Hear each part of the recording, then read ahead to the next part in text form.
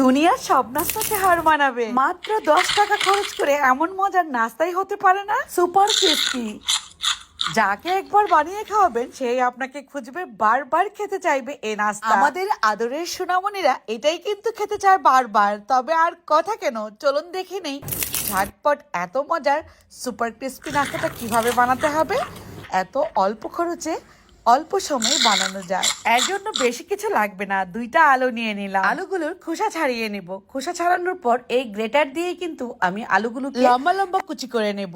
এই গ্রেটার দিয়েই এই কাজটা করা যাবে। এই তো একদম ভাজির মতো করে নিয়েছি। চাইলে কিন্তু আপনারা নাইফের সাহায্যে বা বটি দা দিয়েও এই কাজটা করে নিতে পারেন। আমি একটা গাজরও নিয়ে নিচ্ছি। আপনারা চাইলে কিন্তু এই জায়গায় আরো অন্য কোনো সবজিও অ্যাড করতে পারেন, কোনো রকম সমস্যা নেই। দেখবেন যে এই নাস্তাগুলো প্রত্যেকটা ঘরে ঘরে বাচ্চারা খেতে ভীষণ পছন্দ করে। আসলে কি, ফ্রেঞ্চ ফ্রাইটা খেতে খুব বেশি লাইক করে। এটা কিন্তু ফ্রেঞ্চ ফ্রাইয়ের থেকে কোনো অংশে কম হবে না। এগুলো ভালোভাবে ধুয়ে নিয়েছি 3-4 বার, ছাঁকনি দিয়ে ছেঁকে পানিটাকে ঝরিয়ে নিয়েছি। স্বাদ অনুযায়ী লবণ দিয়ে দিলাম, গোলমরিচের গুঁড়া দিয়ে দিচ্ছি 1/2 চা চামচ পরিমাণ, লাল মরিচের গুঁড়াও দিচ্ছি 1 চা চামচ পরিমাণ। এবার দিয়ে দিব চিকেন পাউডার। এখানে চিকেন পাউডার ব্যবহার করছি আমি 2 টেবিল চামচ পরিমাণ। এই চিকেন পাউডারটা কিন্তু আপনারা পেয়ে যাবেন আমার কাছেই, উপরে নাম্বার দেওয়া আছে, চাইলে কিন্তু আপনারা কল করে অর্ডার দিয়ে ফেলতে পারেন। 1 কাপ পরিমাণ পেঁয়াজ কুচি দিলাম। দিয়ে দিচ্ছি ময়দা 2 টেবিল চামচ পরিমাণ। ময়দার পরবর্তীতে চাইলে কিন্তু কর্নফ্লাওয়ারও দিতে পারেন আপনারা। কর্নফ্লাওয়ারটা দিলেও মুচমুচে থাকবে, ময়দা দিলেও মুচমুচে হবে। তারপর খুব ভালোভাবে মাখিয়ে হাতে এভাবে করে নিয়ে তেলে ভেজে নিতে হবে। সবগুলো একইভাবে আমি তেলে ছেড়ে দিব। মিডিয়াম হিটে এগুলোকে ভাজতে হবে। একটু সময় নিয়ে ভাজলে অনেক বেশি ক্রিস্পি হবে। এটা এত বেশি মজার হয়, ফ্রেঞ্চ ফ্রাইয়ের বন্ধু বলতে পারেন। আমাদের আদরের ছোট্টমণিরা কিন্তু খেতে ভীষণ পছন্দ করে এই ধরনের খাবারগুলো।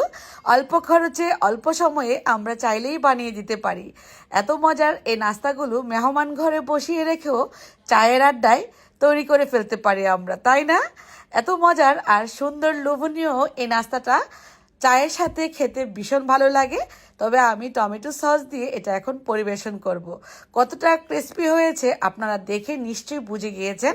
এটা আর বলার ভাষা রাখে না, এত বেশি মুচমুচে। আমি একটার পর একটা নিজেই খেয়ে ফেলতেছি। এগুলো বানালে বেশি করে বানাবেন, না হলে কিন্তু কারাকারি অবস্থা হবে। ঠিক এমন নাস্তাই তৈরি করে দেখালাম। মাত্র 10 টাকা খরচ করলেই এত মজার নাস্তাগুলো তৈরি করে ফেলতে পারবেন।